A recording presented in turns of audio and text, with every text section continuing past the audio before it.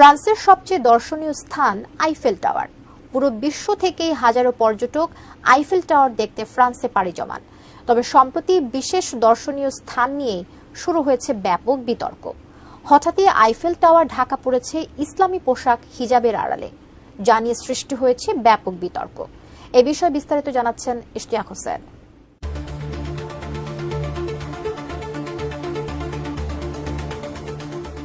Eiffel tower প্যারিসের একটি অন্যতম প্রতীক ও বিশ্বের পরিচিত একটি স্থাপত্য। এটি 1889 সালে নির্মিত হয়েছিল। টাওয়ারটি প্রথমে সাময়িকভাবে তৈরি হলেও পরে এটি প্যারিসের স্থায়ী প্রতীক হয়ে ওঠে এবং আজ এটি বিশ্বের সবচেয়ে পরিদর্শিত মনুমেন্টগুলোর মধ্যে একটি। তবে সম্প্রতি ফ্রান্সে একটি ইসলামী পোশাক ব্র্যান্ডের বিজ্ঞাপন ঘুরে বেড়াতে শুরু করেছিল সোশ্যাল মিডিয়ায়। ইসলামী পোশাকের জন্য পরিচিত ব্র্যান্ডটির নাম মেরাচি। আর এই প্রতিষ্ঠান নিজেদের বিজ্ঞাপনটি ফ্রান্সের প্রখ্যাত আইফেল টাওয়ারকে একটি হিজাবে মোড়ানো অবস্থায় তুলে ধরে, যেখানে ক্যাপশনে লেখা ছিল, ফরাসি সরকার মেরাচিকে আসতে দেখলে ঘৃণা করে। এই বিজ্ঞাপনের ছবিটি মুহূর্তের মধ্যে বিতর্কের কেন্দ্রবিন্দু হয়ে ওঠে বিশ্বজুড়ে। ফ্রান্সে হিজাব সম্পর্কে বিতর্ক দীর্ঘদিন ধরেই চলে আসছিল।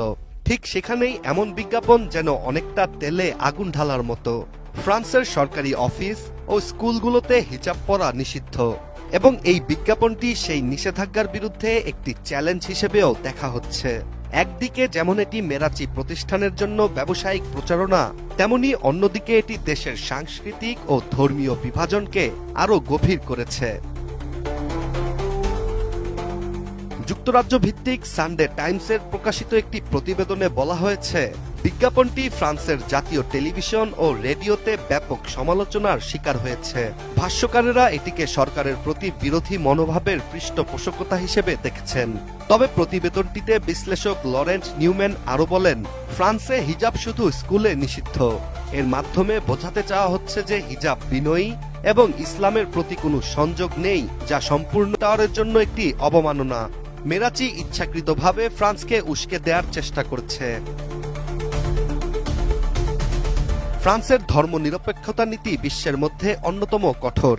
সরকারি কর্মচারী, পুলিশ, আইনজীবী এবং রাষ্ট্রীয় বিদ্যালয়ের শিক্ষার্থী ও শিক্ষকরা প্রকাশ্যে ধর্মীয় কোনো প্রতীক পড়তে পারেন না।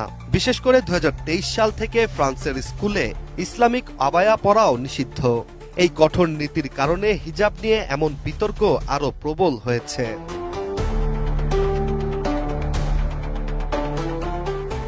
এদিকে অবাক করার বিষয়টি হচ্ছে, বিশ্বব্যাপী ইসলামিক পোশাকের বাজার বর্তমানে 83 বিলিয়ন মার্কিন ডলারের বেশি, যা 2031 সালের মধ্যে প্রায় 130 বিলিয়ন ডলারে পৌঁছাবে বলে অনুমান করা হচ্ছে। আর ফ্রান্সে হিজাবের আইন নিয়ে যে বিতর্ক চলছে, তা মেরাচির মতো প্রতিষ্ঠানগুলোর জন্য ব্যবসায়ের নতুন সম্ভাবনা তৈরি করেছে। তবে একাধিক মহলের প্রশ্ন, এটি শুধুমাত্র একটি ব্যবসায়িক বিজ্ঞাপন ছিল কিনা, নাকি এর পেছনে বড় কোনো উদ্দেশ্য রয়েছে। অনেকের দাবি, মেরাচি হয়তো এই মুহূর্তে তাদের ব্যবসায়িক কৌশল এবং সংস্কৃতির মধ্যে একটি সেতু তৈরি করেছে, কিন্তু ফ্রান্সের মতো ধর্মনিরপেক্ষ দেশে এটি একটি নতুন বিভাজনও সৃষ্টি করতে পারে। ইশতিয়াক হোসেন, এটিএন।